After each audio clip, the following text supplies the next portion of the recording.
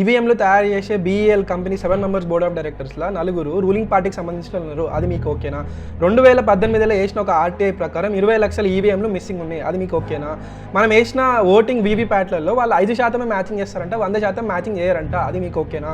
మనం వీవీప్యాట్లని డైరెక్ట్ తీసుకెళ్ళి బ్యాలెట్ బాక్స్లో వేయొద్దంట, వాళ్ళే ఆటోమేటిక్గా తీసుకుంటారంట. అది మీకు ఓకేనా? అరే ఈవీఎం సోర్స్ కోడ్లో ఏమైనా తప్పు ఉందేమో చూస్తాం రాబోయే, ఈవీఎం సోర్స్ కోడ్ని ఓపెన్ సోర్స్ చేయాలంటే అది కూడా చేయరంట. అది మీకు ఓకేనా? 2019 జనరల్ ఎలక్షన్స్లో మొత్తం వేసిన ఓట్లు కౌంట్ అయిన ఓట్లలో కొన్ని వేల సంఖ్యలో తేడా వచ్చింది. దాని క్లారిఫికేషన్ ఏమంటే అసలుకి ఓటర్ టర్న్అవుట్ డేటానే ఈసీఐ వెబ్సైట్ నుంచి చేసింది. ఇట్లా చేస్తుంటే మీకు ఓకేనా?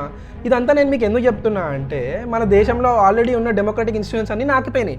అట్లాంటిది పోనీ ఎలక్షన్స్ అన్నా బాగున్నాయి అనుకుంటే దాన్ని కూడా బర్బాద్ చేసి ఇంకేం మిగులుతుంది మనకి? బూడిదనా? అందుకే ఫ్రీ అండ్ ఫెయిర్ ఎలక్షన్స్ జరగడం కోసం మనం యాజ్ గార్డియన్స్ ఆఫ్ డెమోక్రసీ ఈసీఐని కొన్ని డిమాండ్స్ అడగాలి. ఈవీఎంల సోర్స్ కోడ్ని వెంటనే ఓపెన్ సోర్స్ చేసి దాని మీద హ్యాకథాన్స్ కండక్ట్ చేయాలి. ఈవీఎంలు తయారు చేసే కంపెనీలలో ఏదైతే బోర్డు ఉంటుందో దాన్ని న్యూట్రల్ ఉండేటట్టు చూసుకోవాలి. ఓటింగ్ జరిగినప్పుడు మనం వేసే వీవీప్యాట్లని మనమే వెళ్ళి బ్యాలెట్ బాక్స్లో డైరెక్ట్ వేసేటట్టు వ్యవస్థ చేయాలి. అట్లనే వీవీప్యాట్లని 100% మ్యాచింగ్ చేయాలి. ఇదే కాకుండా మనం ఈసీఐని మనం క్వశ్చన్ అడిగితే మేము తప్పు చేసే ప్రసక్తే లేదు అని చెప్పి మొత్తుకోకుండా నిజంగానే మనం అడిగే క్వశ్చన్కి ఇన్వెస్టిగేషన్ జరిగి నిజంగానే క్లారిఫికేషన్ వచ్చేటట్టు చూసుకోవాలి. Let us be worthy descendants of our great ancestors. జై హింద్.